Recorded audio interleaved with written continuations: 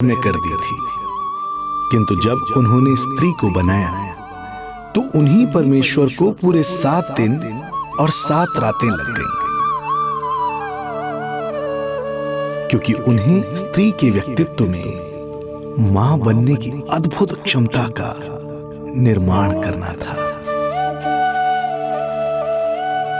जो अपने तन को असहनीय पीड़ा देकर उसमें से एक नए जीव को जन्म देती है, जो अपने रक्त को दूध बनाकर अपनी संतान का पोषण करती है। वो एक मां ही होती है।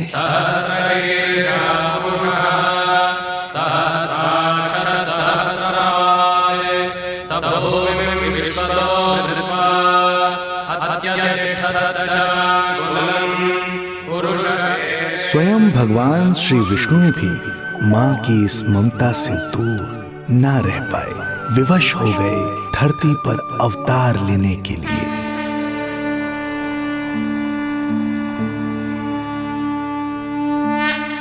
शांताकारं भुजगशयनं पद्मनाभं सुरेशं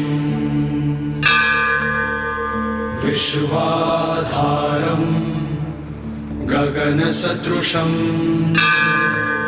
मेघवर्णं शुभांगं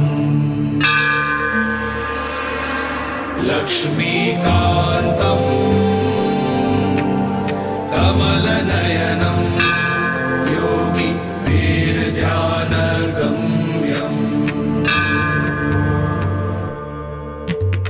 वन्दे विष्णुं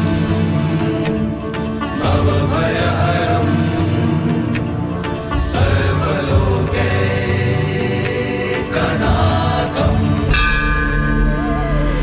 वन्दे विष्णुं भवभयहरं सर्वलोकैकनाथम्।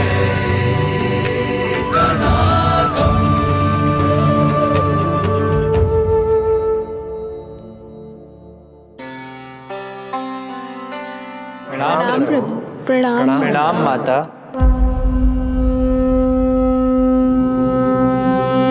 माता, प्रभु, दुष्कंस के अत्याचार दिन पर दिन बढ़ते ही जा रहे हैं। पृथ्वी की शांति नष्ट हो रही है प्रभु, और मैं देवराज इंद्र होकर भी कुछ नहीं कर पा रहा हूँ। आपके प्रताप से मैं भूमि अनंत काल से समस्त विश्व का भार उठा रही हूँ, किंतु प्रभु अब दुष्टता इतनी बढ़ चुकी है कि मैं सहन नहीं कर पा रही हूँ। अब दया कीजिए प्रभु, इससे पहले कि मैं बुराई के इस असीम भार के नीचे दबकर ब्रह्मांड की अतल गहराइयों में खो जाऊं। मेरी सहायता कीजिए प्रभु। आंखें खोलिए प्रभु, आंखें खोलिए।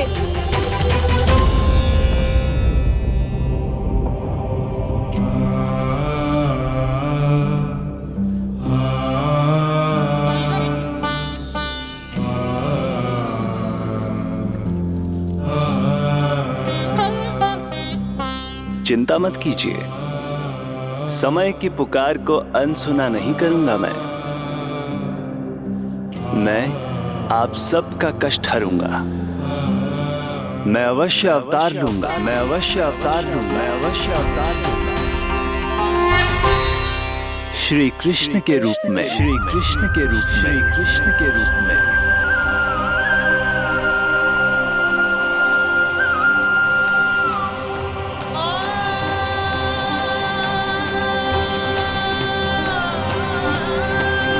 वसुदेवसुतं देवं कंसचाणूरमर्दनम्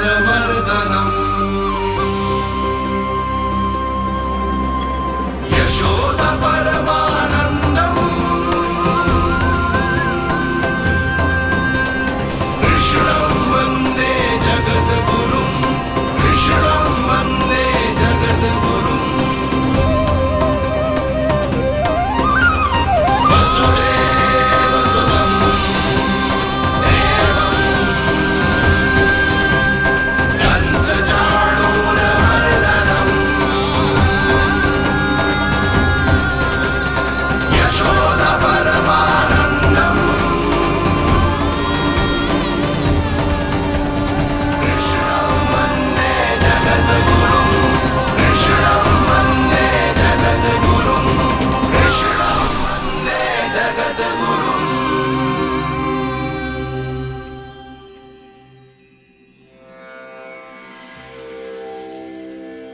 कंस का वध करूंगा, ऐसी परिस्थितियां उत्पन्न करूंगा जिनके कारण इस काल का सबसे बड़ा युद्ध होगा।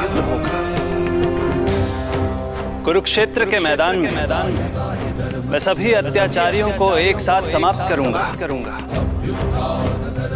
और इस प्रकार मैं भूमि देवी का भार अवश्य हल्का करूंगा। मैं धन्य हुई प्रभु। हम धन्य हुए प्रभु।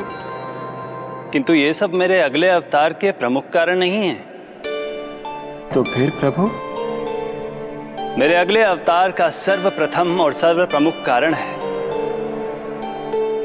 मां के अलौकिक प्रेम का अनुभव करना। मैं मां की ममता के सभी रूपों का आनंद लेना चाहता हूं। उसके हाथों से भोजन करना, उसके अंग से लिपट जाना, लोरियां सुनना, संसार के सभी संकटों से सुरक्षित उसकी गोद में सोना, उसे मां मां कहकर पुकारना, सांसारिक विषयों के बारे में उससे जानना,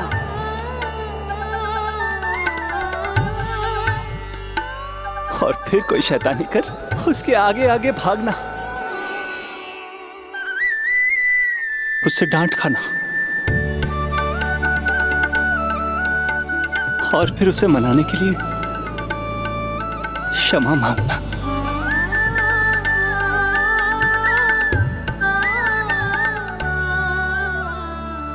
कितना आनंद आएगा जब वो मुझे दंड देने के लिए मेरे पीछे पीछे दौड़ेगी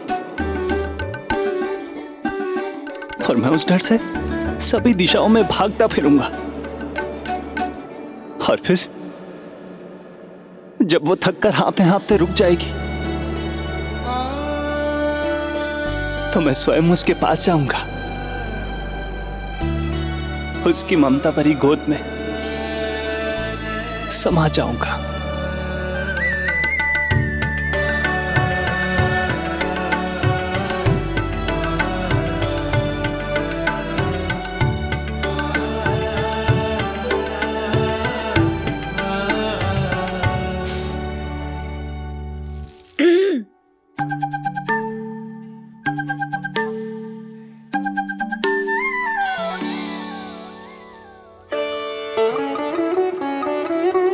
प्रभु, एक प्रश्न है। माँ और संतान के अद्भुत रिश्ते के इस आनंद को आप किसके साथ अनुभव करना चाहते हैं?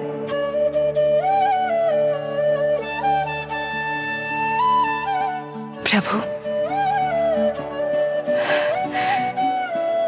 कौन है वो सौभाग्यशाली महिला जिन्हें आपने अपनी माँ के रूप में चुना है? वो महिला है यशोदा। यशोदा।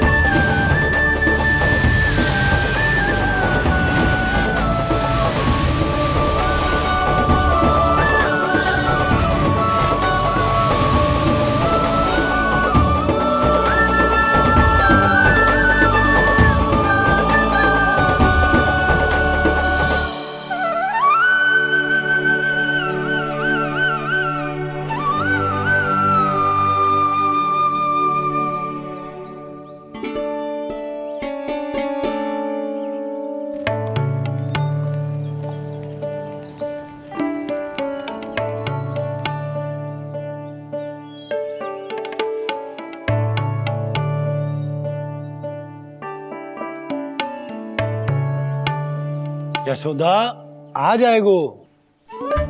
आपके जैसा बड़ा ना है कि रास्ता ढूंढते हुए अपने आप घर लौट आएगो। बस 6 महीने का बालक है, अबोध है। हे नारायण, क्षमा करना, अपने पति देव से ऊंचे स्वर में बात कर ली मैंने।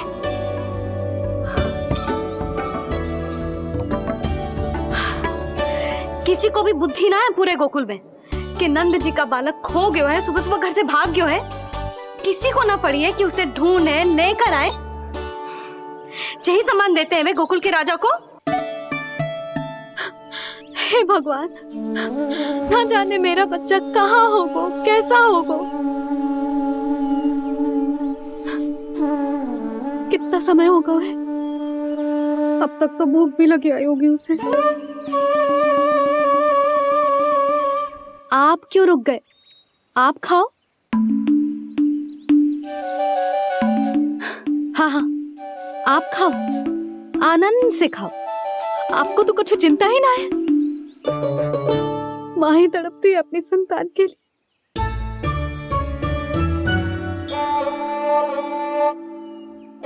अब क्या खाली पेट काम पे जानो है?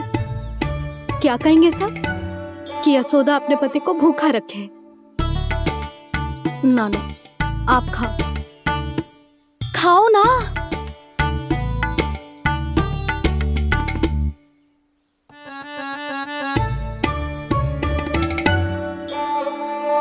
गुड़ के लड्डू कितने पसंद है उसे, कब से बना के रखे हैं।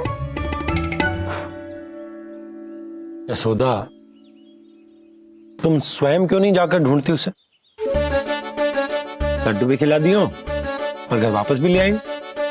जाओ, शीघ्र जाओ।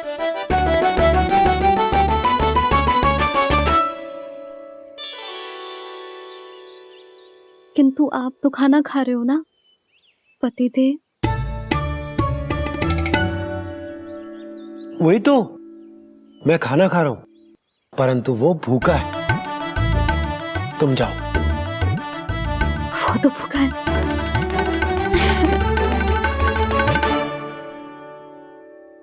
ये बनेंगी श्री हरि के अगले अवतार की माँ।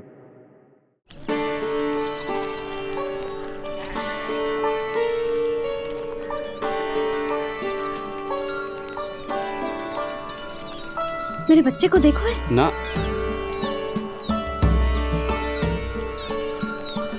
काकी, मेरे बच्चे को देखो है। नहीं नहीं,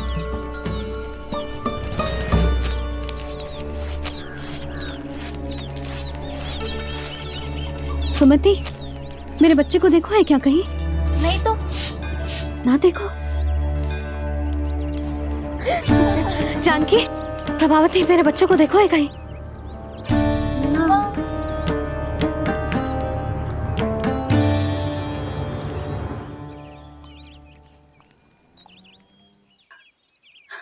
कहाँ है तू? देख, तेरी मैया कितनी चिंतित हो रही है, और तू है कि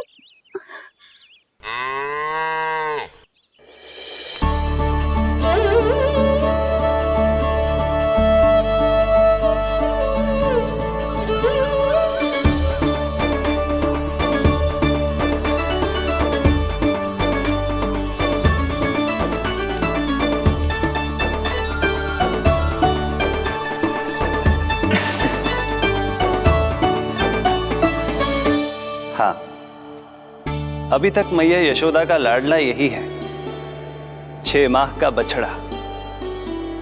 इसी पर ये अपनी सारी ममता न्योछावर करती हैं। तू फिर भाग गो। प्रतिदिन का काम होगा है तेरा। मैंने कही थी ना, मेरे बिना, अपनी मैया के बिना कहीं ना जानो है।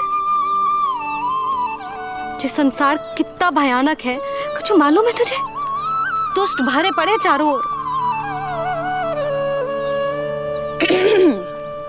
वाह, दुनिया की अनोखी मैया और उसका अनोखा बालक, जो कि बालक है ही ना, गाय का बछड़ा है।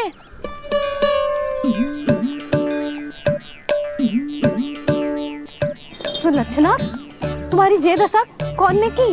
और कौन ने? जे तुम्हारे सपूत ने कूद फाद के मेरे पूरे बगीचे का सत्यानाश कर दो है। मेरा रामू ऐसा कर ही ना सकता। जे क्यों आएगा तुम्हारे बगीचे में? रंग बिरंगे फूलों के लिए। फूलों के लिए? हाँ, जीप लपलपाती है इसकी मेरे फूलों के लिए। सुबह सुबह भाग के आ जाता हो इन्हें खाने के लिए। फूल खाने? सुलक्षणा, तुम्हें कछु वहम हुआ है। जे मेरा रामू है, जे फूल वूल क्यों खाएगो भला? अच्छा, तो फिर आप ही इसका मुंह खोलो और स्वयं देख लियो। हाँ तो ठीक है, असत्य के पैर ना होते जो अभी सिद्ध हो जाए वो। रामू मुंह खोल के दिखा। मैया की कहीं मानते हैं ना, मुंह खोल। रामू सुलक्षणा चाची को दिखा दे कि तूने उनके फूल ना खाए। चल मुंह खोल, मुंह खोल।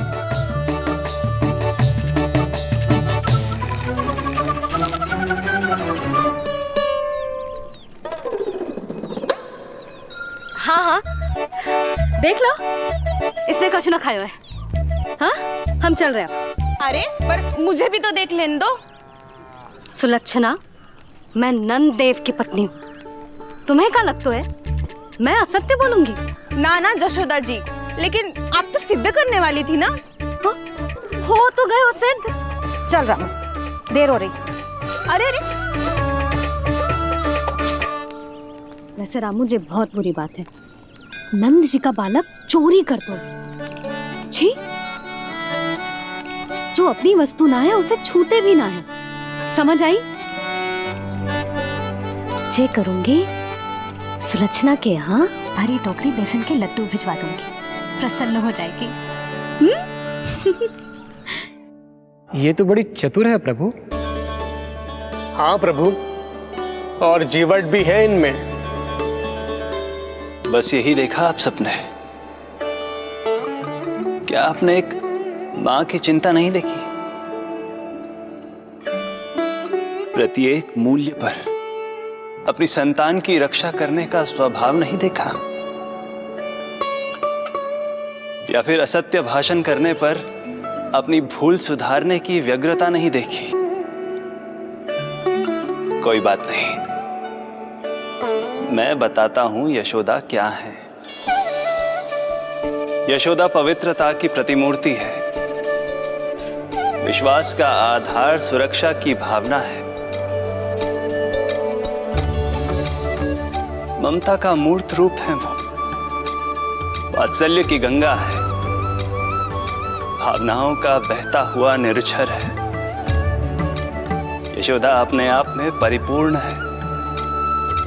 यशोदा मां है। प्रभु, मां यशोदा निश्चित ही अद्भुत है। जिनके यहाँ आप पुत्र बनकर जाना चाहते हैं, उन्हें तो असाधारण होना ही है। किंतु प्रभु, आपके दिए हुए वचन के अनुसार आपको देवी देवकी का पुत्र बनकर जाना है, तो फिर आप एक ही जन्म में दोनों माताओं के पुत्र कैसे बन सकते हैं? आपका प्रश्न उचित है इंद्रदेव।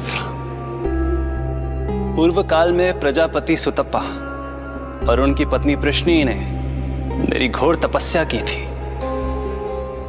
उनके आग्रह करने पर मैंने उन्हें वरदान दिया था कि जब वो देवकी और वसुदेव के रूप में पृथ्वी पर आएंगे, तब मैं उनका अष्टम पुत्र कृष्ण बनकर जन्म लूंगा। पर मैया यशोदा के वात्सल्य प्रेम ने मुझे दुविधा में डाल दिया, क्योंकि वो भी तो पिछले जन्म से ही है ना। पिछले जन्म से?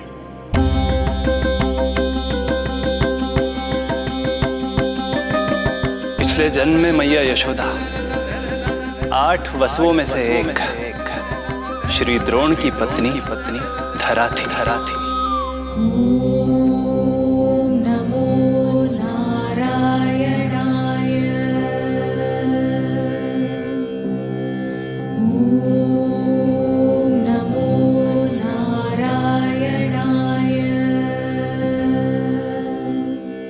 दोनों सहस्त्रों वर्षों तक निरंतर मुझे पुत्र रूप में पाने की मनोकामना के साथ घोर तपस्या करते रहे।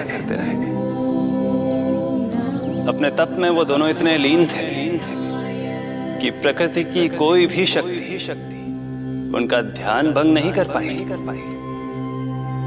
किंतु फिर एक दिन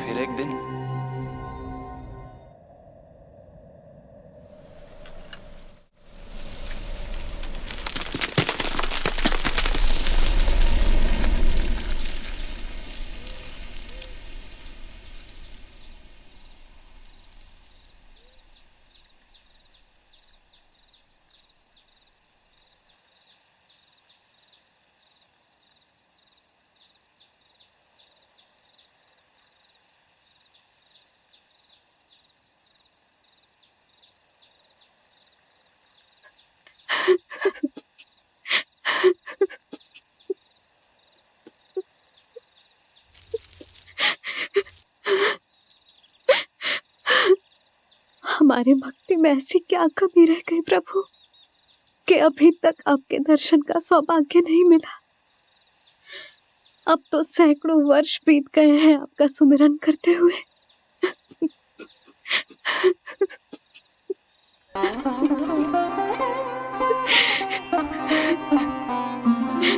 साचा सुमिरन सबसे हरि का, साचा है हरि नाम।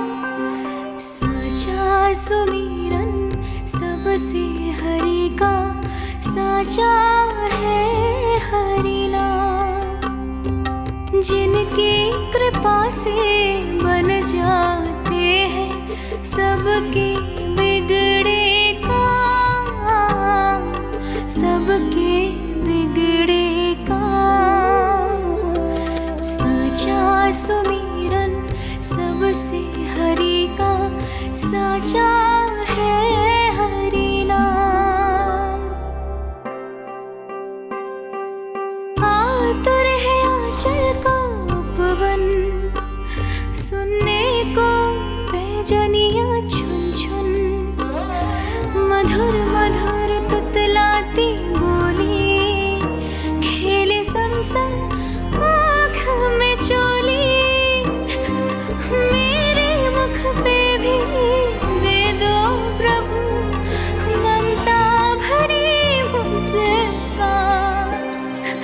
साचा सुमिरन सबसे हरि का, साचा है हरि नाम। भक्त बिना भगवान है जैसे, माता बिन संतान के वैसे। हरि बिन मेरा जीवन सूना, भगवान लाज मेरी रख लो ना। भगवान लाज मेरी रख लो ना।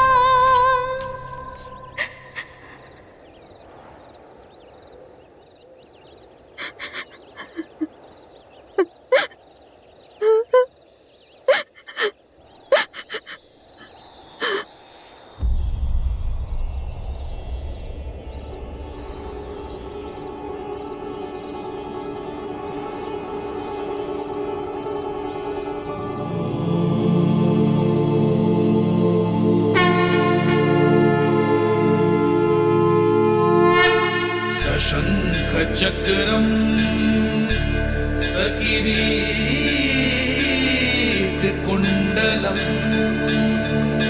सपीत वस्त्रम सरसीरुहे क्षणम।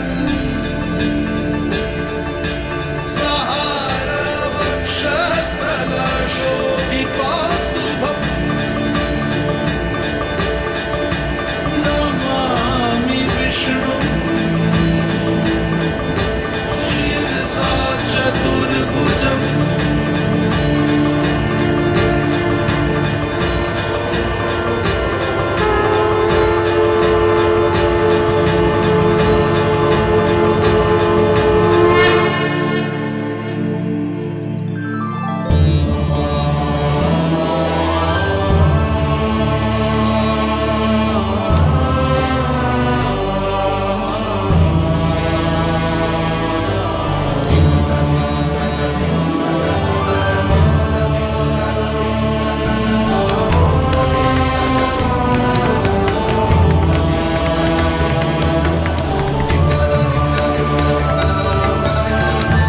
कहिए कहिए, क्या वरदान पाना चाहते हैं आप? प्रभु, हम आपकी सेवा करना चाहते हैं, परंतु भक्त की भांति नहीं, अभी तो माता पिता के समान। आपका एक पुत्र के रूप में पालन पोषण करें। आप हमें माँ पिता के भांति प्रेम दें और हम आप पर अपनी ममता न्योछावर कर सकें। बस इतनी ही इच्छा है प्रभु। आपकी इच्छा पूर्ण होगी। मैं आपकी संतान के रूप में अवश्य आऊंगा, किंतु उसके लिए आपको मेरे अगले अवतार के बाद एक और अवतार की प्रतीक्षा करनी होगी, क्योंकि अगले जन्म के लिए मैं पहले ही ये वरदान माता देवकी को दे चुका हूं। प्रभु, किसी भी जन्म में आपको अपने पुत्र के रूप में पाना मेरा सौभाग्य होगा, किंतु मेरी ममता मेरे वश में नहीं है। प्रभु, आप साक्षात मेरे सामने खड़े हैं, किंतु मेरे नेत्र आपके इस दिव्य चतुर्भुज रूप को नहीं देख पा रहे। इन्हें तो आप अभी से बाल रूप में दिखाई दे रहे हैं। मेरे भीतर उमड़ती ममता की ज्वार का अनुभव कीजिए प्रभु। केवल कल्पना मात्र से मेरा वक्ष स्थल दूध से भराया है। ये गोद तरसने लगी है, मन अभी से लोरिया गाने लगा है। मेरे इस अनुरोध को स्वीकार कीजिए प्रभु, कृपा करें। इस माँ से और प्रतीक्षा ना करवाए प्रभु, और प्रतीक्षा ना करवाए। उस पल माता धरा की ममता भरी भक्ति और प्रेम भाव को देखकर मेरे मुख से भी वो शब्द निकल ही पड़ा जिसे एक बच्चा पहली बार बोलना सीखता है, माँ।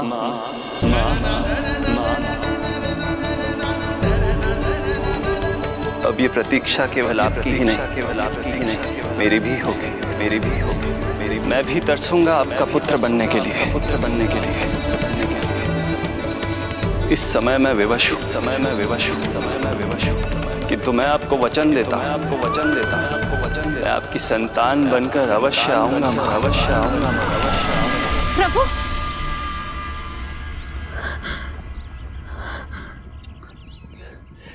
धरा, भगवान ने हमारी पुकार सुन ली।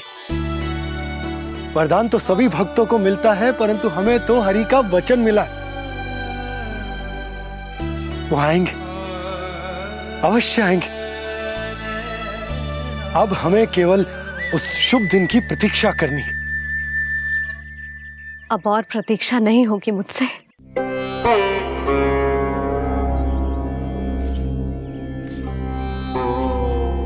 हमने सहस्त्रों वर्षों तक तपस्या की, ये समझ लो कि वो तपस्या अभी शेष नहीं। श्री हरि को अपने सामने देखकर मेरी व्याकुलता का बांध टूट गया है। 2 जन्म बहुत बड़ा समय होता है स्वामी। अपने पुत्र के रूप में हरि को गोद में खिलाने के लिए अब मैं और 2 जन्मों तक प्रतीक्षा नहीं कर सकती।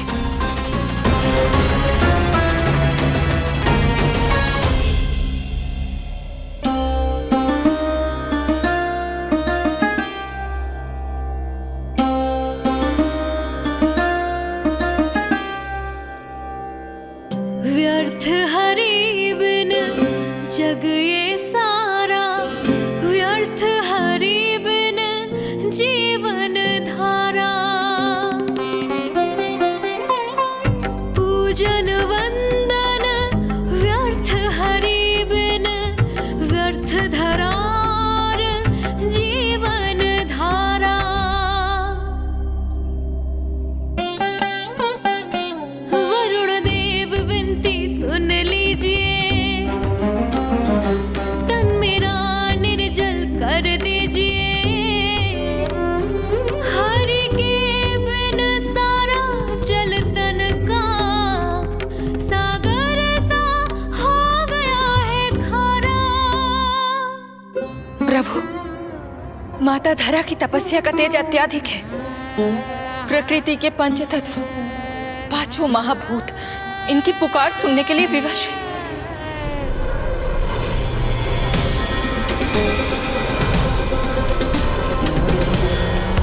धरा, प्रिय, ये क्या कर रही हो?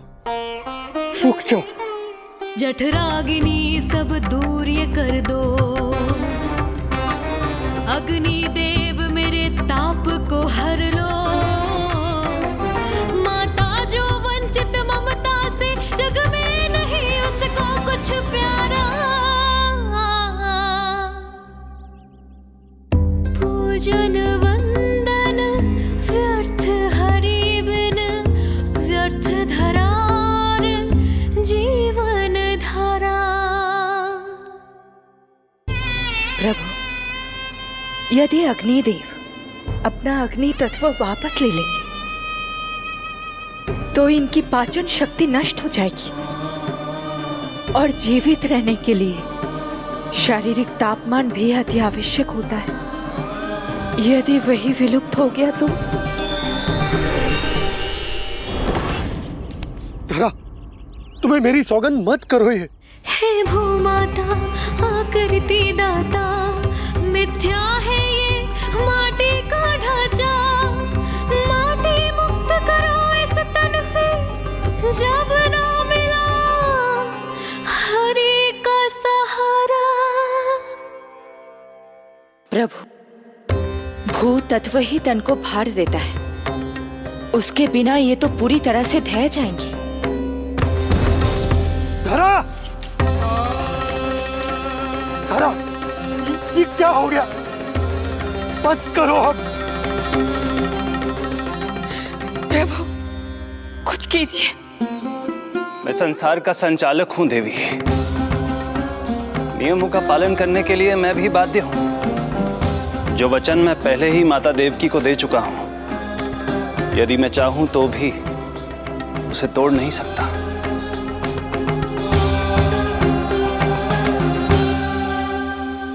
सुख लो आयु सब इस तन की, आस है जो ना शेष है मन की। वायु देव कृपा करो अब ये, रोक दो इन श्वासों की धारा।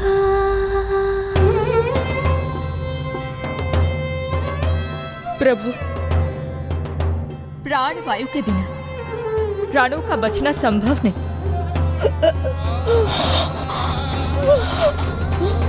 धरा, धरा, धरा, धरा, बस करो अब। क्या तुम अपनी सुध-बुध खो चुकी हो? तुम्हारे प्राणों में मेरे भी प्राण बसते हैं प्रिय। रुक जाओ। हे आकाश देव, तुमको मेरा अंतिम प्रणाम। अंतरात्मा लीन करो मेरी, लेके श्री हरि का नाम।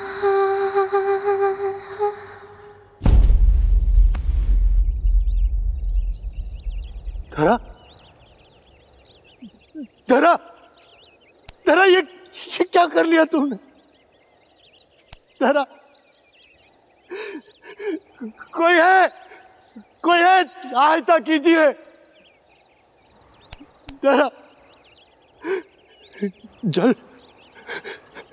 धरा, तुम चिंता मत करना, मैं यही हूं। मैं 2 क्षण में जल लेकर आता हूं।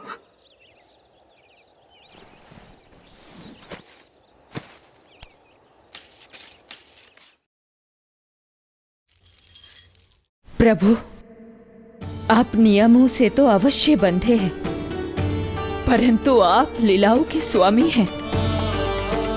कोई तो उपाय निकालिए। आपने इन्हें मां कहकर पुकारा है। मां की प्राण रक्षा पुत्र नहीं करेगा तो और कौन करेगा?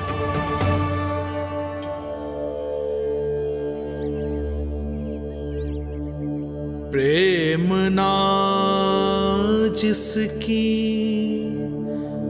सीमा कोई, ना कोई आया की ममता के आगे विवश हुए भगवान,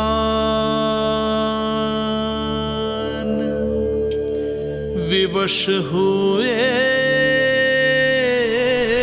भगवान।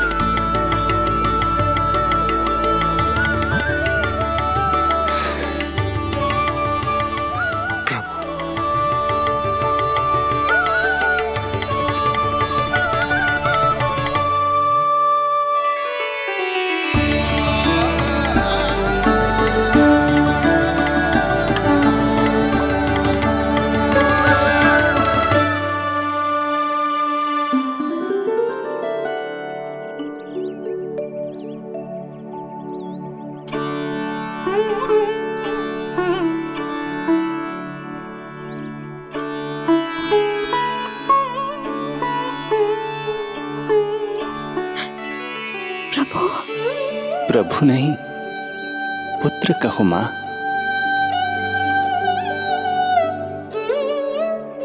पुत्र, मेरा पुत्र, मेरा पुत्र।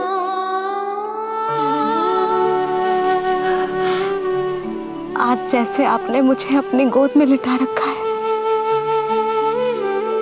क्या कुछ ऐसा नहीं हो सकता कि शीघ्र ही मुझे आपको अपनी गोद में खिलाने का अवसर मिल जाए? आज तो मैं केवल मूर्छित हुई हूं, किंतु शीघ्र ही यदि मुझे आप पुत्र रूप में ना मिले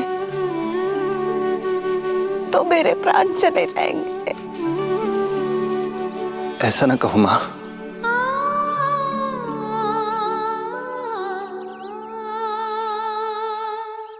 माता देवकी को मैं पहले ही वचन दे चुका हूं, इसलिए विधि के विधान के अनुसार मुझे उन्हीं का पुत्र बनकर जन्म लेना होगा। किंतु आपकी आतुरता का अनुभव करने के बाद अब मैं भी आपका स्नेह पाने से स्वयं को और वंचित नहीं रख सकता। आपने वरदान मांगा था कि आप पुत्र की भांति मेरा पालन पोषण करना चाहती हैं, इसलिए यदि आप उचित समझे तो आप अगले जन्म में ही अपनी इच्छा पूर्ण कर सकती हैं। जिस आयु में संतान को अपनी मां की ममता के आंचल की आवश्यकता सबसे अधिक होती है, उस आयु में अर्थात अपने जन्म के प्रथम दिन से 10 वर्षों तक मैं आपके साथ रहूंगा। किंतु फिर मुझे अपनी जन्म देने वाली मां माता देवकी के पास लौटना होगा। ऐसा करने से मैं उन्हें दिया वचन भी निभा पाऊंगा और आपकी ममता का सौभाग्य भी प्राप्त कर पाऊंगा। यदि आपको स्वीकार हो तो।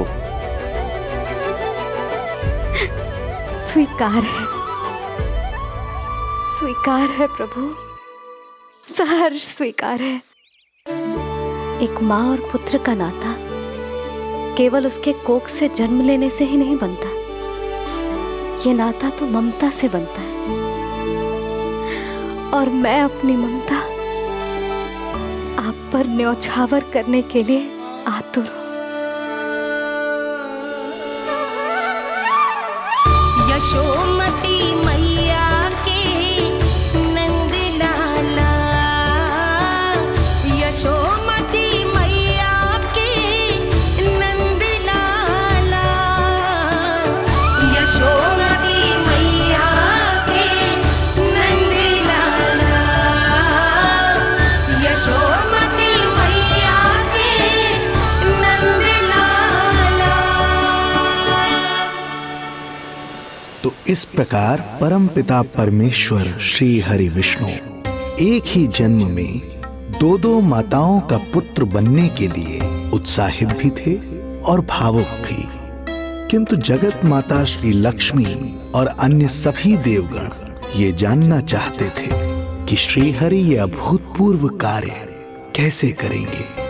भगवान बोले, ये सब संभव होगा उसके कारण जो मेरे अगले जन्म की कथा का मुख्य पात्र है, कंस।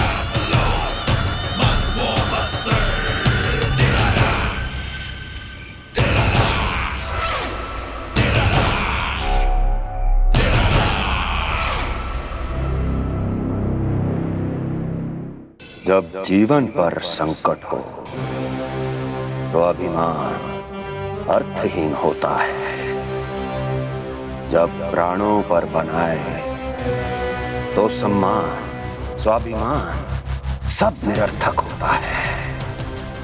इन व्यर्थ के मूल्यों को बीच में मत आने दो। और दया उसे तो बिल्कुल नहीं। मार डालो साधु संत ऋषि मुनि स्त्री वृद्ध, चाहे वो नवजात शिशु ही क्यों ना हो। किंतु हां, यदि शत्रु भारी पड़ने लगे, पराजय सामने दिखाई देने लगे, तो उसी क्षण शत्रु के पैर पकड़ लो और अपने प्राणों की भिक्षा मांग लो। अहंकार को आड़े मत आने दो। अग्निः शेषम ऋणः शेषम शत्रुः शेषम तथैव च पुनः पुनः प्रवर्धेत तस्मात् शेषम न कार्येत। अर्थात अग्नि की एक भी चिंगारी, ऋण की एक भी मुद्रा और शत्रु की एक भी संतान यदि शेष रह जाए तो शीघ्र ही विकराल रूप धारण कर सकती है। इन सब का समूल नाश ही एकमात्र उपाय है अपनी सुरक्षा का। इसलिए कहता हूं, साम दाम दंड भेद कोई भी युक्ति क्यों ना लगानी पड़े, शत्रु के प्राणों का हरण ही परम उद्देश्य होना चाहिए। छोड़ो मत, फिर चाहे वो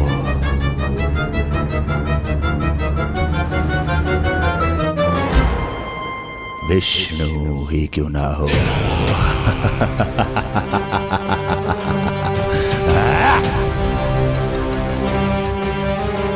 यही थी कंस की दिनचर्या। वो प्रतिदिन स्वयं को स्मरण कराता था कि स्वार्थ के लिए किसी भी सीमा को तोड़ने में कुछ अनुचित नहीं है। तभी तो राजगद्दी प्राप्त करने के लिए उसने अपने पिता महाराज उग्रसेन को भी नहीं छोड़ा था। पिताजी,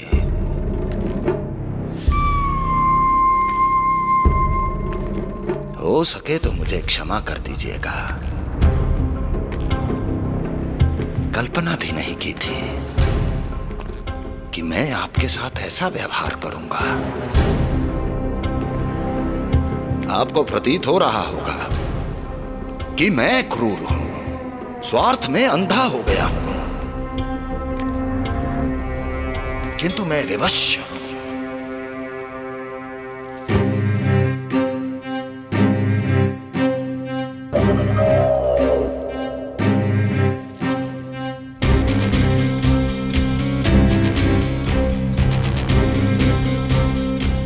आज से सत्ता का ये भार अब मुझे उठाना पड़ेगा पिताजी,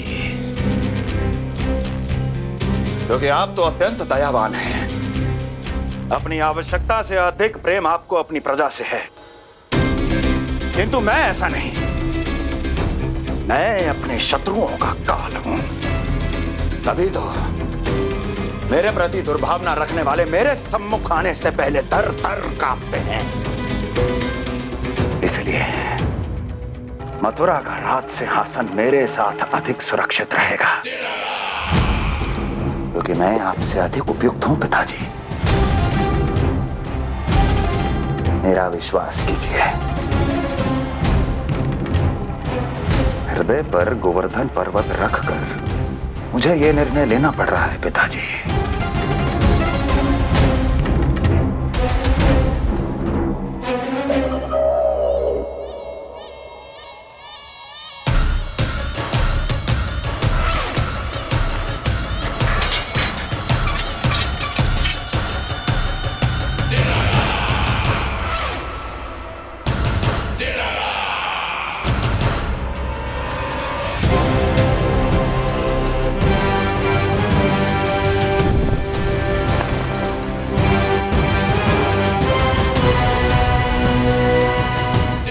चाबी यमुना में फेंक देना। कोई कितना भी क्रूर, कठोर राक्षस ही क्यों ना हो, किसी न किसी के लिए उसके हृदय में भी प्रेम उपजता ही है। कंस भी इस नियम का अपवाद नहीं था। इस संसार में एक जीवात्मा ऐसी भी थी जिसे वो स्वयं से भी अधिक स्नेह करता था, और वो थी उसकी लाडली बहन देवकी।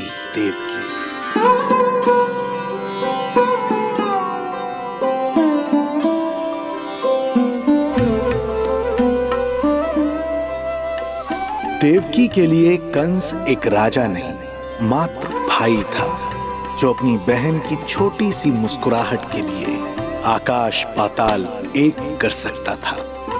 अत्यंत धूमधाम से उसने अपनी देवकी का विवाह यादवराज वसुदेव के साथ संपन्न करवाया। रुको।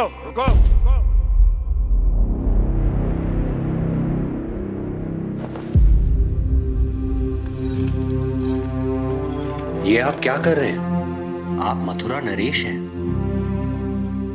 नहीं कुंवर जी, आज मैं मात्र वो भाई हूं जो अपनी प्रिय बहन के साथ बस कुछ क्षण और व्यतीत करना चाहता है। कंस के हृदय में देवकी के लिए उमड़ता प्रेम का सागर तब अचानक सूख गया जब उसने ये आकाशवाणी सुनी। महापापी अत्याचारी कंस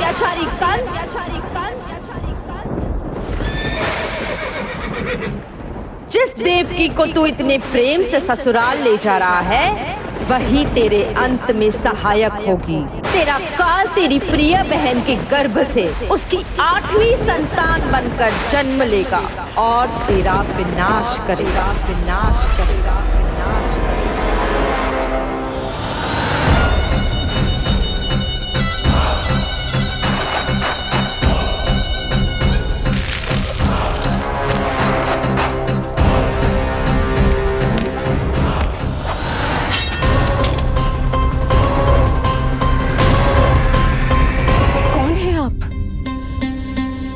मुझे आपसे भय लग रहा है। आप मेरे भैया नहीं हो सकते। सही कहा तूने। जो मेरे विनाश को जन्म दे उस कुल घातिनी से मेरा कोई संबंध नहीं। महाराज, रक्त के संबंध क्रोध की अग्नि में मत झुलसाइए। जिस बहन को आपने बचपन से आज तक इतना प्रेम दिया, क्या वो आपके विरुद्ध किसी षड्यंत्र में सहायक हो सकती है? भला हमारी संतान आपका विनाश क्यों करेगी? अपनी नवविवाहित बहन पर कृपा कीजिए महाराज। अपने पुरुषार्थ से आपने कितने असुरों को युद्ध में पराजित किया है। आज वो सब दरबारी बनकर आपकी सेवा करते हैं। ये महापराक्रमी कंस, यदि वो मायावी असुर आपको हानि नहीं पहुंचा पाए तो ये आपकी बहन आपका क्या बिगाड़ सकती है? दया कीजिए महाराज, दया कीजिए। आप बीच में मत पड़िए कुंवर जी। सुना नहीं क्या? इसकी 8वीं संतान मेरा वध करेगी। जब मां ही नहीं बचेगी तो 8वीं संतान के जन्म का तो प्रश्न ही नहीं उठता। यदि ऐसा है तो आप मुझे मार दीजिए। जब मैं ही जीवित नहीं रहूंगा तो देवकी की संतान होने की संभावना ही समाप्त हो जाएगी। अपने बहनोई की हत्या का पाप मैं नहीं कर सकता। और बहन की हत्या का पाप कर सकते हैं? जिसे जीवन भर प्रेम दिया है उसके प्राण लेने का अधिकार है मुझे। प्रिय भैया, यदि आपको इस विषय में इतना संदेह है तो आप हमारी 8वीं संतान के प्राण ले लीजिएगा। बल्कि 8वीं संतान ही क्यों, उसका जन्म होने तक हमारी सभी संतानों का वध आप स्वयं अपने हाथों से कर लीजिए। स्वामी, हे मथुराधिपति, मेरी पत्नी को प्राण दान दे दीजिए। मैं महाराज शूरसेन का पुत्र वसुदेव आपको वचन देता हूं, अपनी 8 संतानों को जन्म लेते ही स्वयं आपके सामने प्रस्तुत करूंगा। अपनी 8 संतानों को जन्म लेते ही स्वयं आपके सामने प्रस्तुत करूंगा।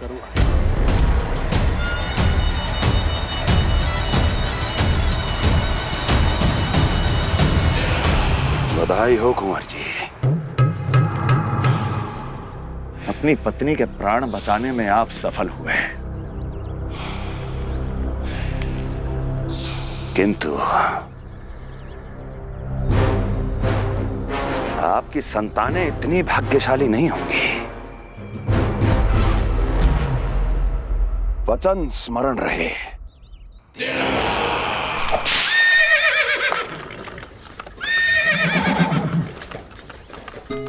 इस तरह रक्त की प्यासी कंस की तलवार की छाया में देवकी और वसुदेव का वैवाहिक जीवन प्रारंभ हुआ। जब कंस की निर्ममता और वसुदेव के वचन का यह दुखद समाचार गोकुल पहुंचा तो हे नारायण, अर्थात राजा वसुदेव यदि कंस के सामने गिड़गिड़ाते नहीं तो रानी देवकी के प्राण चले जाते। हाँ नंदराज, और अब वो दोनों कंस के महल में हैं, किंतु वो महल भी उनके लिए किसी बंदी गृह से कम नहीं है।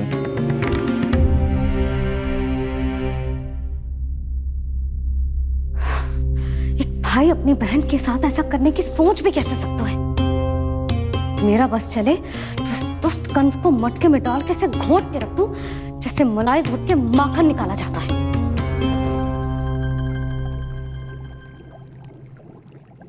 ना, माखन ना, जे कंस तो कीड़ा है। इसे तो पटक पटक के ऐसे मारना चाहिए जैसे कीड़ा निकालने के लिए धान के गट्ठर को पटका जाता है।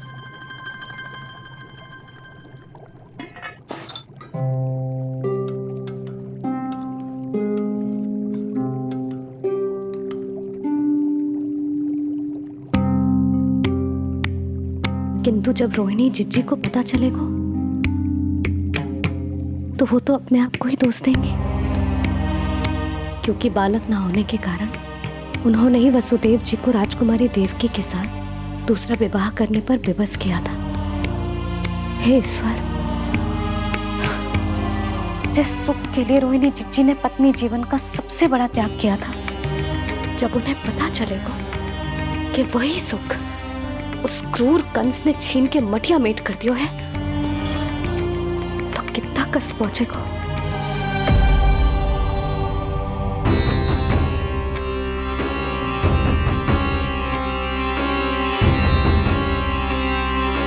रोहिणी जीजी,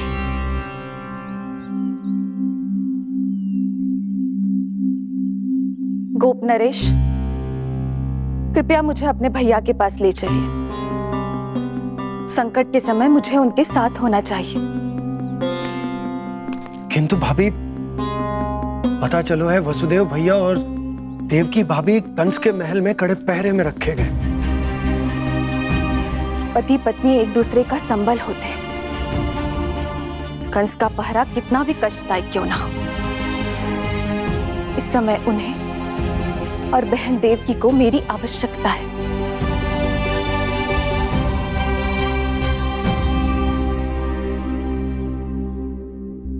ये मेरी विवशता है कि यादव कुलदीपक होकर भी आपको इस महल में बंदियों की तरह रहना पड़ रहा है, और मैं कुछ कर भी नहीं पा रही। काश आपने मुझसे विवाह ही ना किया होता। तो क्या मैं अपने भाग्य से भाग पाता देवकी? पूर्व जन्म के कर्मों के फल स्वरूप जो हमारी नियति में लिखा है वो तो हमें भोगना ही है। श्री हरि क्या करते हैं, कब और क्यों करते हैं, ये दुख हमारे जीवन में किस उद्देश्य से आए हैं, इन रहस्यों का पता लगा पाना हम मानवों के लिए संभव नहीं है देवकी।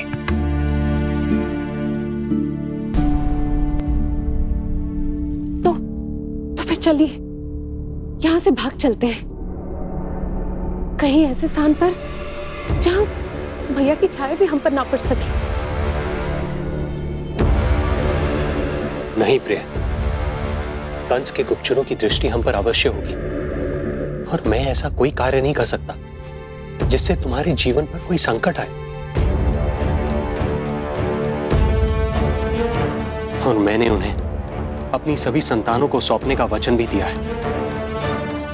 अपना वचन मेरे लिए प्राणों से भी अधिक महत्वपूर्ण है देवकी।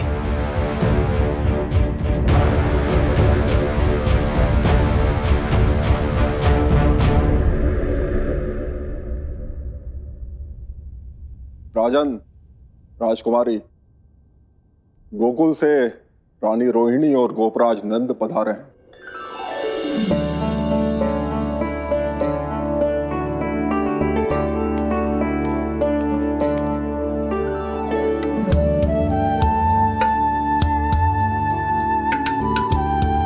स्वामी,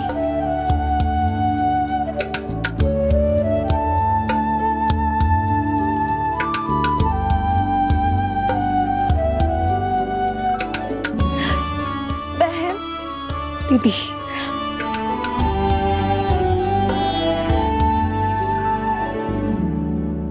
भाई नंद, जो आप हमारे लिए कर रहे हैं उसके लिए धन्यवाद शब्द बहुत छोटा है। मैं अपने भाग्य को स्वीकार कर चुका हूं। यदि यही श्री नारायण की इच्छा है तो यही सही।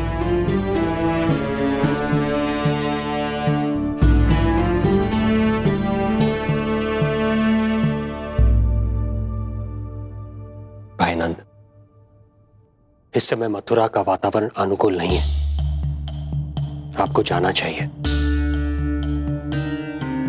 यशोदा भाभी भी चिंतित हो रही होंगी, उनसे कहिएगा हम यहां सुरक्षित हैं अभी तक।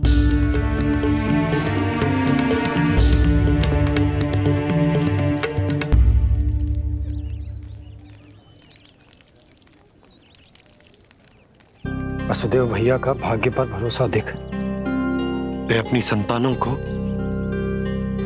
कंस को अवश्य सौंपेंगे।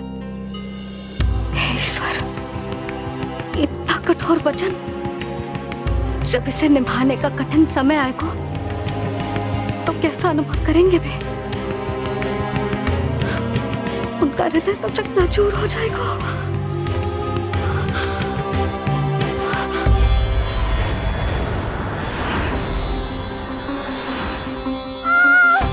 सब्र से सब ठीक हो जाएगा। देवकी, मैं महाराज शूरसेन का पुत्र वसुदेव आपको वचन देता हूं, अपनी 8 संतानों को जन्म देते ही स्वयं आपके सामने प्रस्तुत करूंगा।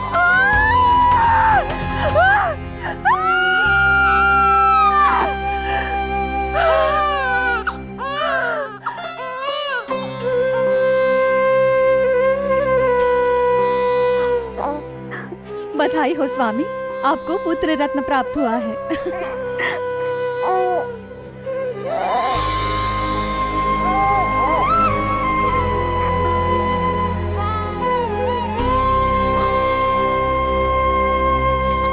महाराज को पता चला तो क्या होगा?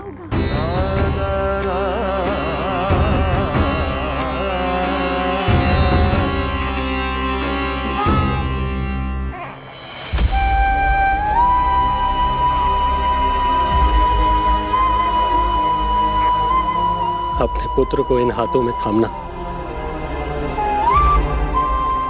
कितने वर्षों से इस पल की प्रतीक्षा कर रहा था मैं, और आज जब यह पल आया है, मेरी आंखों में दुख के आंसू हैं। एक पिता जब प्रथम बार अपनी संतान को गोद में उठाता है तो सबसे पहले यह सोचता है कि उसे क्या नाम दूं, उसका सुनहरा भविष्य कैसे सुनिश्चित करे। किंतु मैं वो भाग्यहीन पिता हूं जो अपने पुत्र का भविष्य मृत्यु के अंधकार में डुबोने जा रहा है। मैं इसे नाम देकर क्या करूंगा?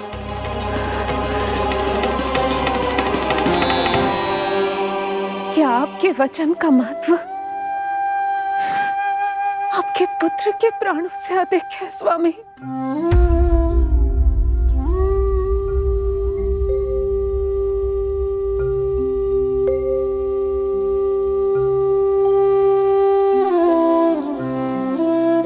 श्री नारायण का दूसरा नाम सत्य होता है देवकी।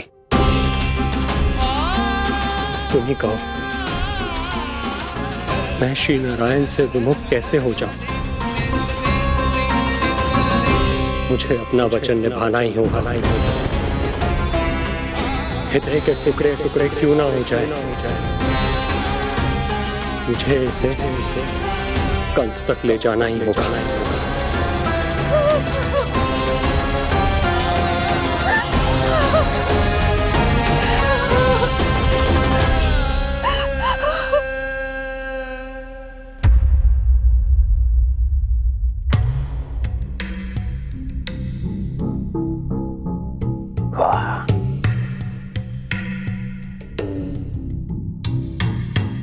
इतना स्वादिष्ट भोजन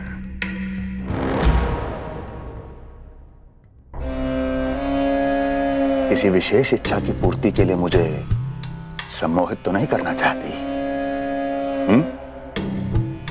मुझे पति के रूप में प्राप्त कर तो चुकी हो, अब प्राप्त करने को क्या क्या बचा है प्राप्ति? मैं प्राप्ति नहीं, अस्थि हूँ स्वामी। प्राप्ति तो छुई मुई बनकर वहां खड़ी है। आप सदैव अपने विषय में ही सोचते हैं। कभी मेरे और भी निहारा कीजिए, तभी तो मेरा नाम सही से स्मरण होगा आपको।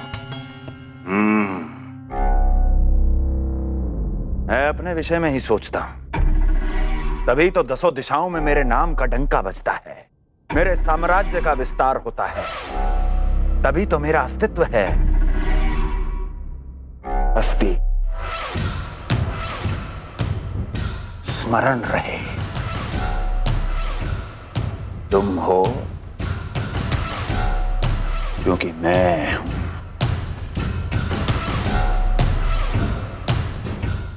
वन में यदि सिंह न हो तो उसके आश्रिति पर गीदड़ भी आक्रमण कर देते हैं।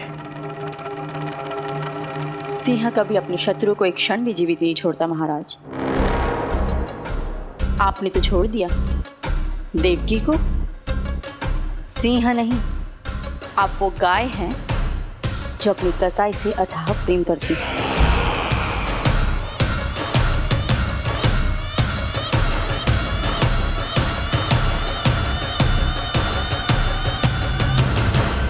सभी संतानों को जन्म लेते ही मेरे पास लेकर आएगा,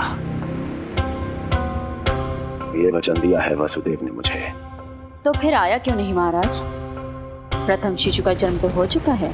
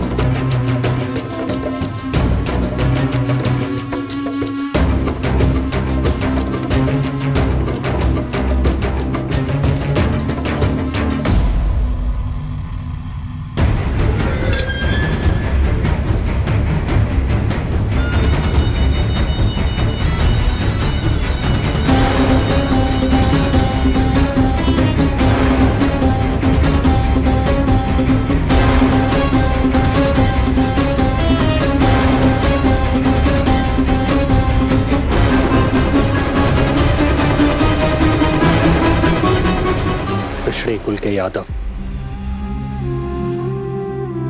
अपना वचन मिथ्या नहीं होने देते महाराज।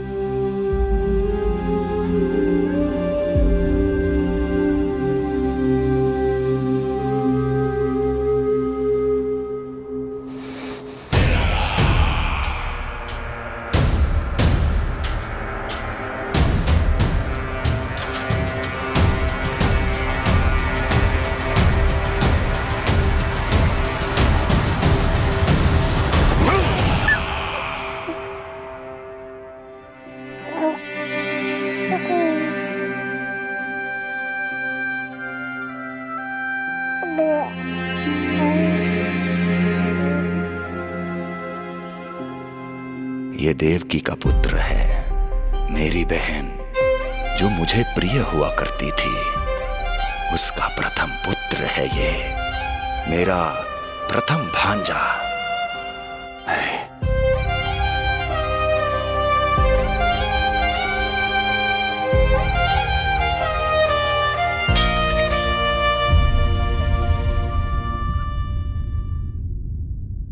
इसे वापस ले जाइए कुंवर जी।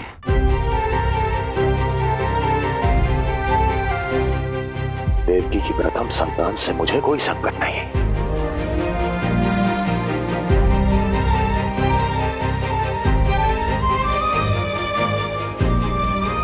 और आपको क्या लगता है कुंवर जी कि मैं कोई राक्षस हूं क्या?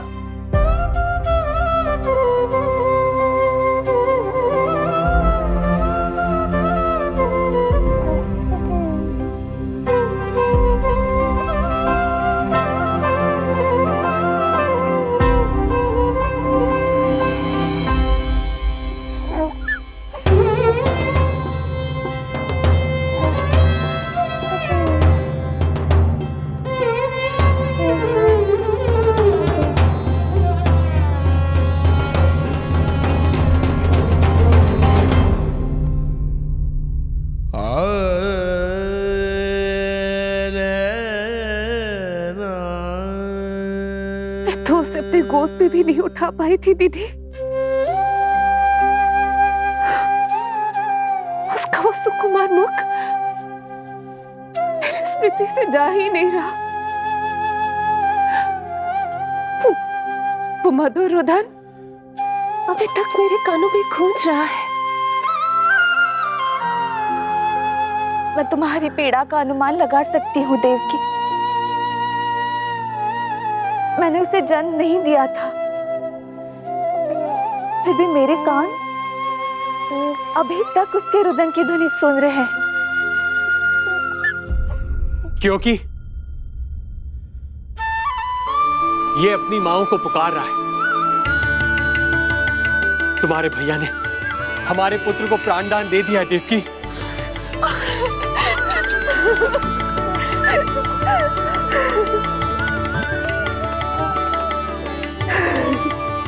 स्वामी, अब अपने पुत्र का नामकरण कीजिए। इसे ऐसा नाम दीजिए कि इसका भविष्य यश और कीर्ति से परिपूर्ण हो।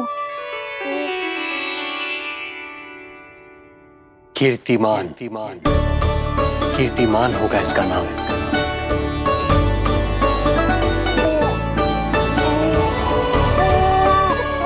कीर्तिमान।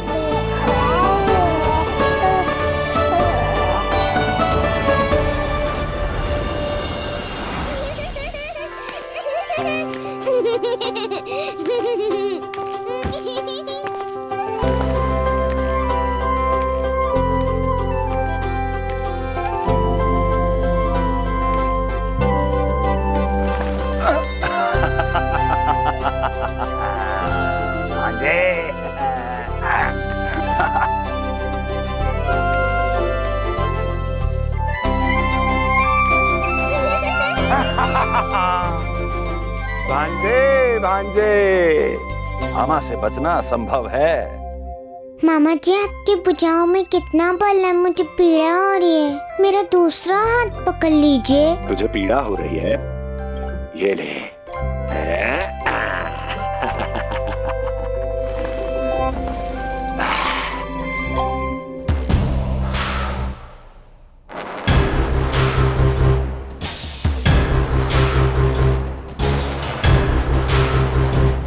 नारायण नारायण। मामा जी मूर्ख बन गए, मामा जी मूर्ख बन गए, मामा जी मूर्ख बन गए। इतना दुस्साहस! जा खेल। अब मामा जो है देवर्षि के साथ मंत्रणा करेंगे। जा खेल। क्योंकि अत्यंत महत्वपूर्ण ना हो तो देवर्षि हमारे द्वार पर आने का कष्ट नहीं उठाएंगे। कहिए देवर्षि, कैसे आना हुआ? मैं तो बस आपको ये अद्भुत कमल पुष्प भेंट करने आया था महाराज। इसे देखते ही मुझे आपका स्मरण हुआ था। मानो ये मुझे पुकार कर कह रहा हो, मुझे महाराज कंस के पास ले चलिए। इसमें तो कुछ भी विशेष नहीं है देवर्षि। इसमें 8 पंखुड़ियां हैं महाराज, और 8वीं पंखुड़ी सबसे विशेष है। यदि विश्वास न हो तो आप स्वयं गिनकर देख लीजिए। आप मेरा उपहास कर रहे हैं देवर्षि। आप गिनिए तो सही महाराज। 1 2 3 4 5 6 7 8। क्या आप निश्चित रूप से कह सकते हैं कि यही 8वीं पंखुड़ी है? विचार कीजिए महाराज। क्या आप बिना किसी शंका के कह सकते हैं कि कौन सी पंखुड़ी पहली है और कौन सी 8वीं? क्या आप पूर्ण विश्वास के साथ कह सकते हैं कि कौन प्रथम है और कौन अंतिम? फिर चाहे वो पंखुड़ी हो या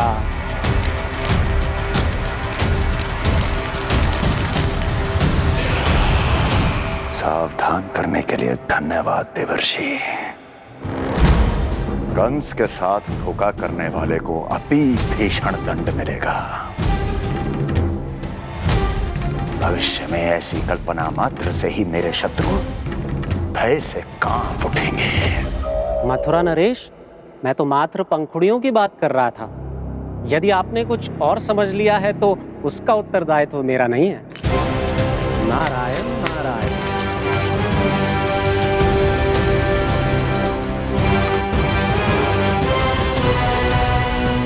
विचार कीजिए महाराज, क्या आप बिना किसी शंका के कह सकते हैं कि कौन सी पंखुड़ी पहली है और कौन सी आठवीं? क्या आप पूर्ण विश्वास के साथ कह सकते हैं कि कौन प्रथम है और कौन अंतिम? फिर चाहे वो पंखुड़ी हो या... मामा जी मूर्ख बन गए, मामा जी मूर्ख बन गए, मामा जी मूर्ख बन गए, मामा जी मूर्ख बन गए।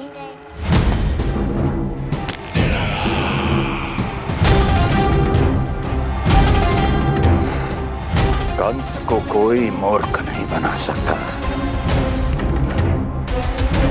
कीर्तिमान। जी मामा जी। क्रोध काम लोभ मद मोह मत्सर, क्रोध काम लोभ मद मोह मत्सर, क्रोध काम लोभ। मामा जी मुझे दर्द हो रहा है। मद मोह मत्सर, क्रोध काम लोभ मद मोह मत्सर। स्वामी, ये कीर्तिमान के लिए कैसा लग रहा है? ये लीजिए स्वामी।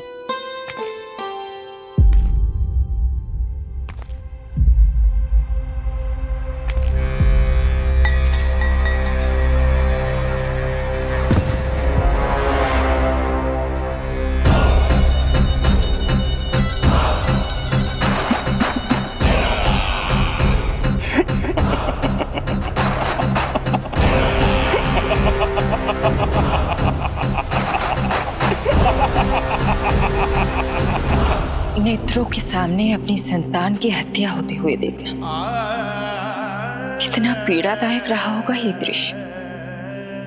किंतु प्रभु, यदि देवर्षि नारद कंस के हृदय में संदेह का बीज न बोते तो कंस ऐसा कभी नहीं करता।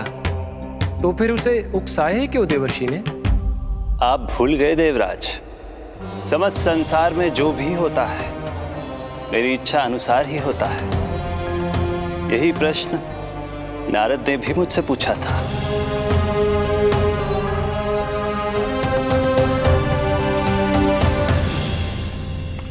नारायण नारायण।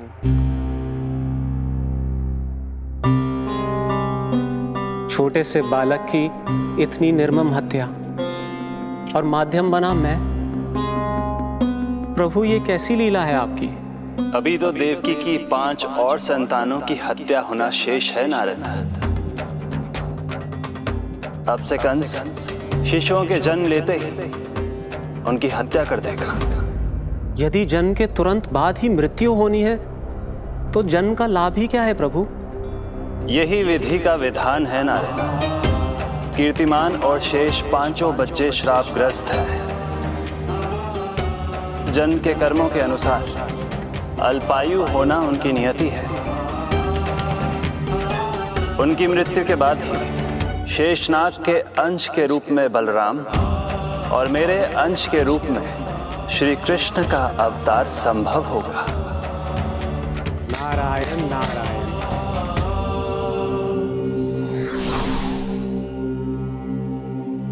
देवकी के पुत्र एक के बाद एक जन्म लेते रहे और उनकी हत्या कर कंस अपने पापों की संख्या में वृद्धि करता रहा। नहीं! मत मारो!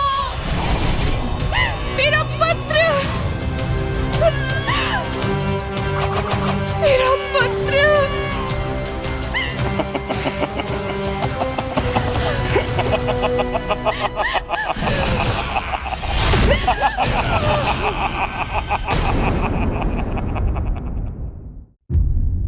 अब उसकी क्रूरता की कथा ऐसे मोड़ पर आ पहुंची जहां से वापसी असंभव है, क्योंकि अभी अभी उसने देवकी के छठे पुत्र का वध कर दिया है। हे प्रभु, कितना दुर्दांत है ये कंस। किंतु एक ही जन्म में एक साथ 2 माताओं का पुत्र बनने में उसने आपकी सहायता कैसे की प्रभु? उसके भय ने उससे ये कार्य सहज ही करवा दिया देवराज। जन्म लेते ही माता देवकी के सभी पुत्रों की हत्या कर उसने मुझे विवश कर दिया है। अब जीवित रहने के लिए मेरे अवतार को माता देवकी की कोख से जन्म लेने के तुरंत बाद मैया यशोदा के पास गोकुल जाना ही होगा। और इस प्रकार कंस के कारण एक ही जन्म में दो माताओं का पुत्र बनने का आपका वचन सत्य सिद्ध होगा। आपकी लीला अपरंपार है प्रभु। आप सब अब निश्चिंत होकर जाइए। मेरे अवतार के जन्म होने की घड़ी अब निकट ही है। हम धन्य हुए प्रभु। हम धन्य हुए प्रभु।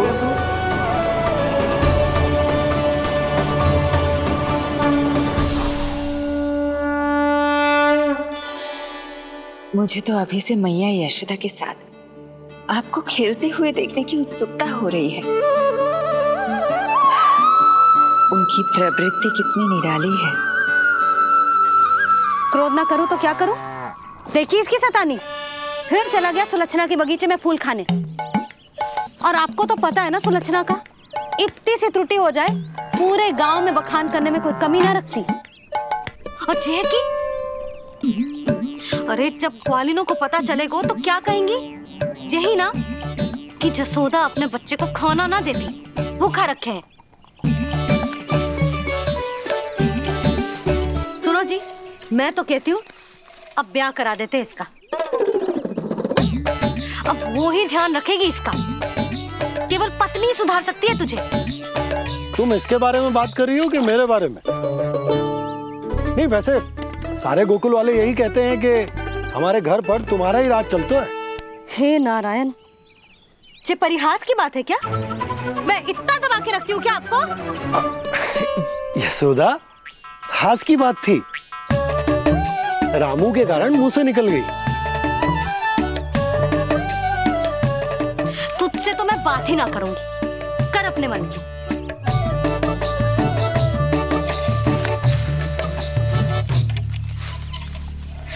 पता है तुझे कितना क्रोध आता है जब तू ऐसे बिना बताए घर से चला जाता है। प्रेम है जे मेरा, चिंता है मेरी। तुझे कुछ हो जाए तो अपना लल्ला माना है तुझे।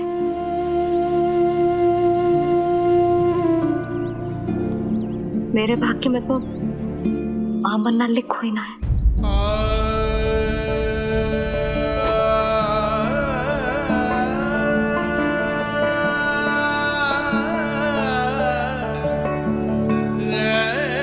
यशोदा,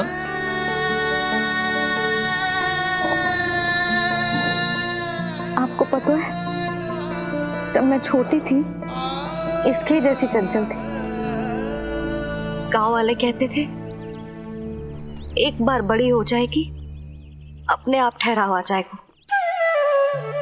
ना आयो। फिर बड़े बूढ़े कहने लगे चिंता की कछु बात ना है, एक बार शादी हो जाएगी सब ठीक हो जाएगा। ना हुआ। फिर सबन ने कही एक बार बालक हो जाने दो, गोद भर जाएगी अपने आप परिपक्व हो जाएगी। पर गोद तो भरी ना मेरी। बालक तो हुआ ही ना। उस पर जब जे भी भाग जाता है तो मुझे रह रह के यही स्मरण होता है कि कमी मुझ में ही है। मैं ही किसी बात का ध्यान न रख पाती। संभव है यही कारण से नारायण ने बालक ना दियो मुझे। यदि देते तो बहुत बुरी मैया बनती मैं। यशोदा, क्या होगा तुम्हें? कहाँ की बात कहाँ लेकर जा रही हो तुम?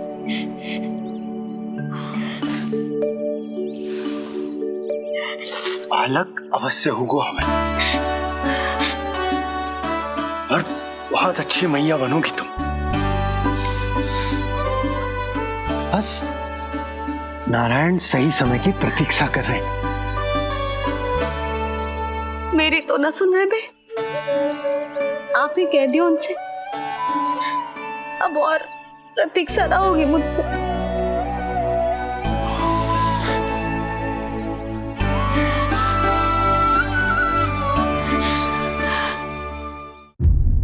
प्रतीक्षा तो अब मुझसे भी नहीं हो रही मैया।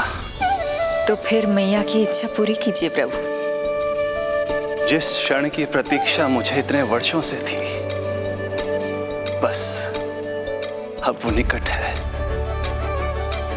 किंतु प्रभु, आपको तो माता देवकी का 8वां पुत्र बनकर जन्म लेना है, तो फिर 7वां पुत्र? धीरज रखिए, धीरज। आपको तो ज्ञात ही है, मेरे यहां देर है, अंधेर नहीं। मैं यहाँ तुम दोनों पर आश्रित हूँ यशोदा। भोजन, सुरक्षा, परिवार का अपनापन सब कुछ दिया है तुमने मुझे, किंतु मेरा दुख मुझे एक क्षण भी चैन लेने नहीं देता। मेरे स्वामी और बहन देवकी कितने ही वर्षों से कंस की काल कोठरी में बंदी है। दिन रात नियति के शाप को सहन करने के अतिरिक्त और कोई उपाय नहीं है उनके पास। ऐसे में मैं सुख की सांस कैसे लूं? कीर्तिमान की हत्या के बाद मेरी सुरक्षा के लिए मेरे स्वामी ने मुझे यहाँ भिजवा दिया, चुपचाप। किंतु मेरा हृदय तो वही छूट गया यशोदा। इससे तो अच्छा होता कि मैं भी उसी कारागार में होती, मेरे स्वामी और बहन देवकी का दुख तो साझा कर पाती। अपनी 6 संतानों को कंस के हाथों मृत्यु के गोद में जाते देखा है उन्होंने। अब तो मुझे उस क्षण की कल्पना से भी डर लगने लगा है, जब देवकी अपने 7वें पुत्र को अपने गर्भ में धारण करेगी। भय से भविष्य नहीं टलता, होनी होकर ही रहती है। समय बीता और देवकी के गर्भ में 7वें पुत्र का आगमन हुआ। क्या इसका भी भविष्य वही होगा जिसके भाइयों का हुआ था? इस बंदी गृह की दीवारें, प्रत्येक ईंट, प्रत्येक पत्थर, यहां तक कि यहां की वायु भी उस कंस की बंदी है। अब तक तो उसे सूचना भी मिल चुकी होगी। वो निर्दयी, क्रूर प्रतीक्षा कर रहा होगा कि कब तुम्हें प्रसव हो और कब उसकी तलवार हमारे नन्हे शिशु, हमारी 7वीं संतान का रक्त पिए।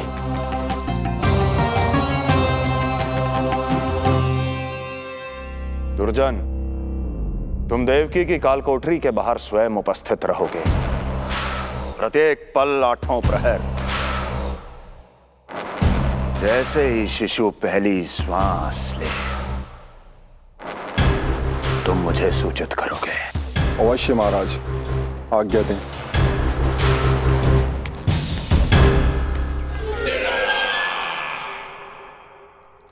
कुछ कीजिए स्वामी, कुछ कीजिए।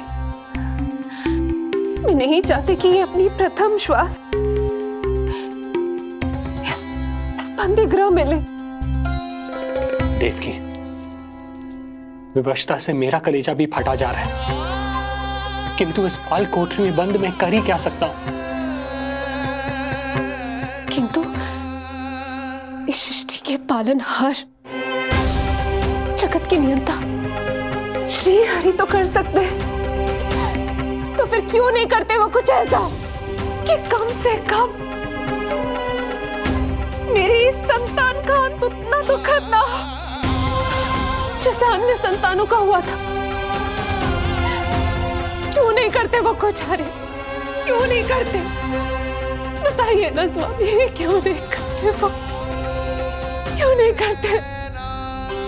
जो देवी भविष्य में मेरी मां बनने वाली है, उनकी करुणा भरी पुकार को मैं व्यर्थ कैसे जाने दे सकता हूं? कंस के राक्षस तत्व के अंत के लिए ऐसी माया की आवश्यकता है जो मेरी लीलाओं को क्रियान्वित भी कर दे और उसे भनक भी ना पड़े। ऐसी क्षमता और माया किसके पास है प्रभु?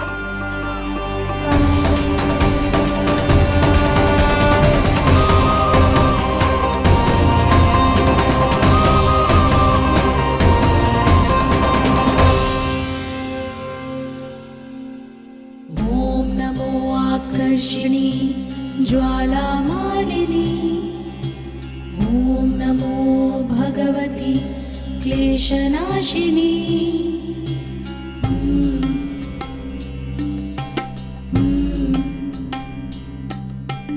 ओम नमो योगमाये सर्वमोहिनी, ओम नमो योगमाये सर्व। आज्ञा दीजिए प्रभु। माता देवकी का गर्भपात करके उस संतान को रानी रोहिणी के गर्भ में स्थापित कीजिए देवी।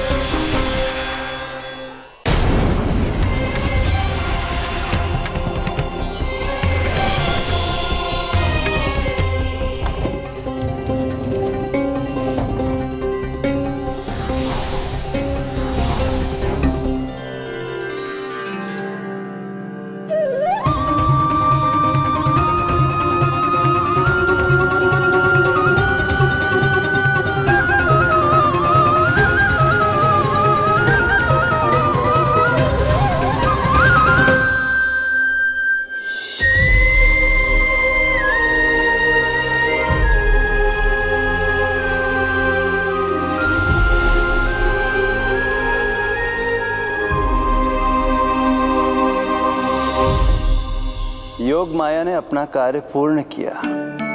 सुबह सूर्य की रश्मियां देवी रोहिणी को ऐसा संदेश सुनाएंगी जिसे सुनकर वो प्रसन्नता से झूम उठेंगी।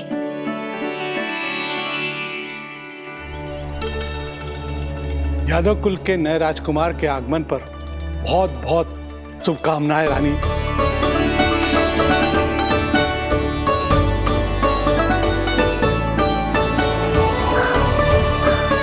यशोदा, मैं माँ बनने वाली हूँ। यशोदा, सुना तुमने? चिच्ची, मैं माँ बनने वाली हूँ।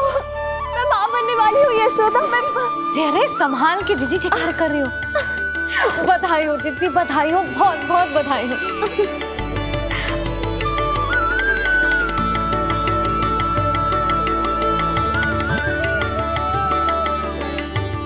विधि का विधान भी विचित्र होता है। रोहिणी, जिनका ये पुत्र नहीं है, वो प्रसन्न है, किंतु देवकी, जिनका ये पुत्र है, वो व्याकुल है।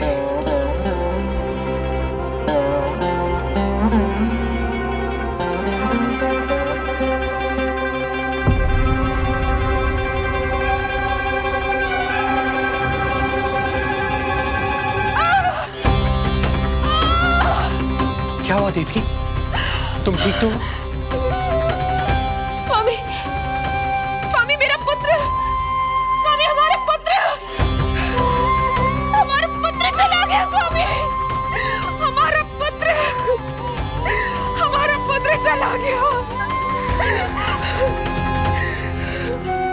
धीरज धरो देवकी, संभव है यही श्री हरि की इच्छा हो। किंतु मैंने उनसे ये तो नहीं मांगा था ना स्वामी। मैंने कहा था हमारा पुत्र यहाँ श्वास न ले, इसका ये अर्थ नहीं था। क्यों किया नारायण ने ऐसा? क्यों किया?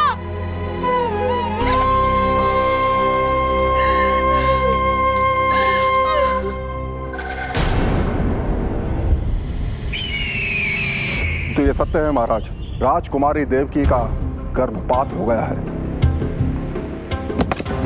बच गया वो शिशु। किंतु यदि मेरे हाथों उसकी मृत्यु होती तो अधिक कष्ट होता उसे। सुख में समय पंख लगाकर उड़ता है।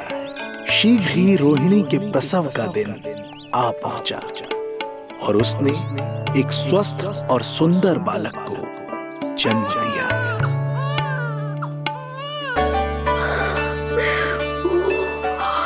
लो जिज्जी, संभालो अपने लल्ला को, जी भर के निहार लो इसे।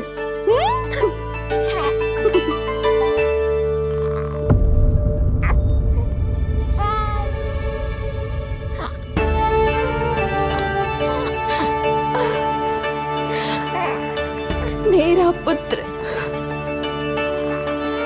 राजकुमार,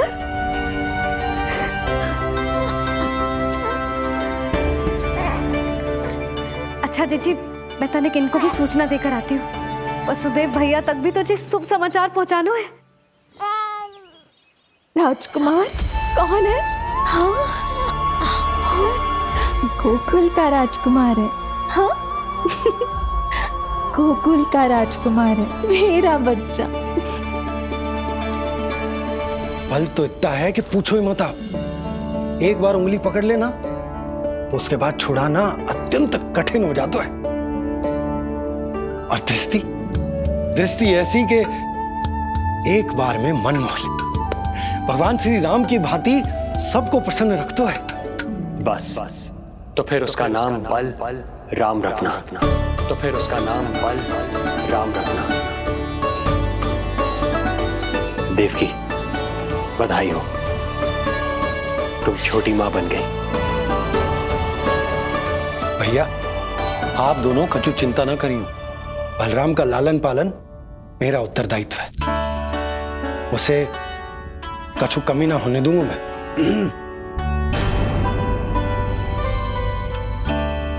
मुझे चलना चाहिए। कितने वर्षों बाद तुम्हारे कारण शुभ समाचार मिला है हमें। श्री नारायण हमेशा तुम पर कृपा बनाए रखें।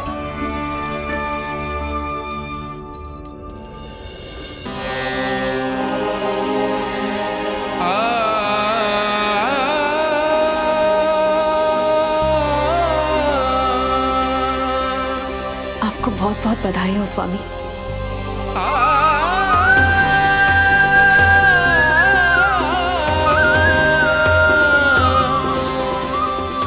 देवकी, क्या हुआ?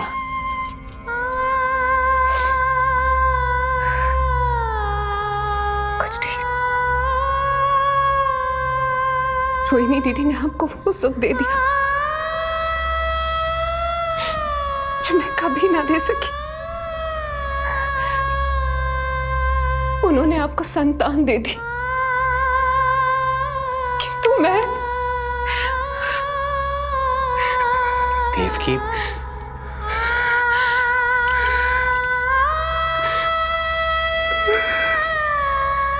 इस समय जो व्यथा माता देवकी की है वही पीड़ा माता यशोदा की भी है। माता देवकी की ममता अपनी सभी संतानों को खोने की वेदना से त्रस्त है, तो माता यशोदा की ममता संतान ना होने के संताप में झुलस रही है। सत्य कहा देवी, मुझे आभास हो रहा है मैया यशोदा का हृदय मुझे अपनी गोद में खिलाने के लिए कितना व्याकुल है। सच्ची श्रीहरि, सच्ची मैं प्रसन्न हूं मैं कि आपके आशीर्वाद से रोहिणी जी को इतना प्यारा लल्ला हुआ है। पर मुझसे क्या त्रुटि हुई नारायण? मुझे क्यों न दियो आपने लल्ला? मुझसे क्या त्रुटि हुई नारायण? मुझे क्यों न दियो आपने लल्ला?